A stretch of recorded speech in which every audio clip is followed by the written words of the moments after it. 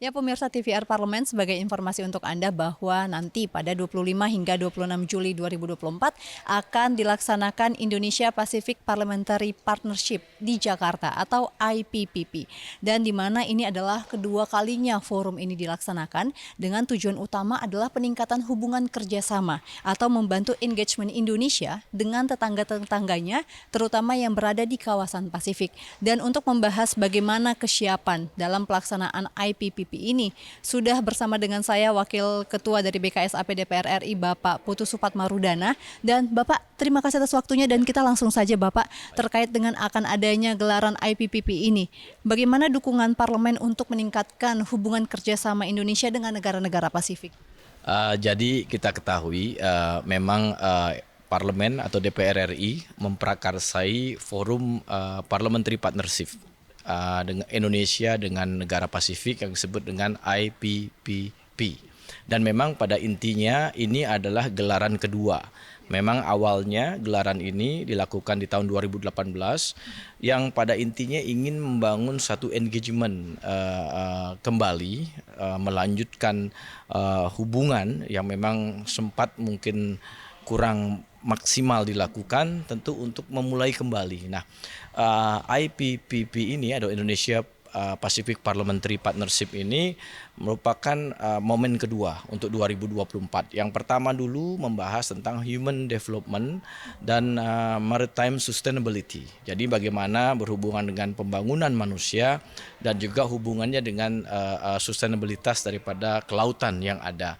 Yang kedua ini membahas tentang connectivity dan inclusive development. Jadi bagaimana hubungan konektivitas antara Indonesia dengan negara Pasifik dan juga dalam hubungan bagaimana pembangunan harus juga memberikan manfaat kepada masyarakat di kawasan ini yaitu Pasifik dan juga terus menjaga lingkungan karena kita ketahui isu climate change juga isu yang besar dan penting untuk di-tackle atau ditangani di kawasan Pasifik karena negara-negara Pasifik banyak negara kepulauan. Karena wilayahnya tentu jika ada peningkatan permukaan air laut tentu akan bermasalah dengan semua negara Pasifik. Nah, forum kedua ini tanggal 26 Juli 2024 tentu ini memastikan kembali bahwa apa yang telah dilakukan cukup lama yang lalu ya 6 tahun lalu yang memang awalnya diinginkan 2 tahun sekali betul-betul sudah beberapa terimplementasi. Nah, dalam chair summary dulu poin-poin itu sudah dihasilkan. Tentu dalam forum yang 2024 ini memastikan sejauh mana implementasi dilakukan dan kita ingin pada forum ini lebih maksimal lagi melakukan engagement. Harapannya lembaga yang tadinya atau forum ini hanya bersifat partnership, parliamentary partnership, ke depan bisa menjadi parliamentary assembly. Tidak hanya resolusi hasilnya adalah chair summary, tapi ke depan bisa dibangun komite-komite yang membahas tentang peace, security, demokrasi, yang membahas tentang trade and investment, perdagangan dan kerjasama ekonomi, membahas tentang hubungan sosial, tourism, pendidikan, capacity building, dan lainnya. Juga membahas tentang gender equality dan involvement of youth, anak muda di dalam forum ini. Karena pada saat kita ingin memastikan hubungan yang komprehensif dengan negara Pasifik, engagement seperti ini harus terus diakselerasi.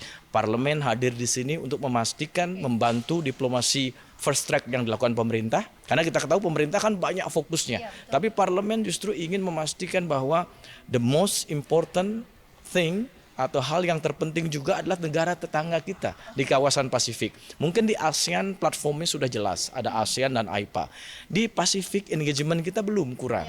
Nah, mungkin harus diakselerasi. Parlemen mengambil peran yang strategis untuk memastikan pemerintah melakukan diplomasi dan implementasi mendukung berbagai kerjasama itu, menjaga stabilitas, keamanan, dan juga demokrasi di kawasan Pasifik ini. Indonesia juga Indonesia dan Pasifik.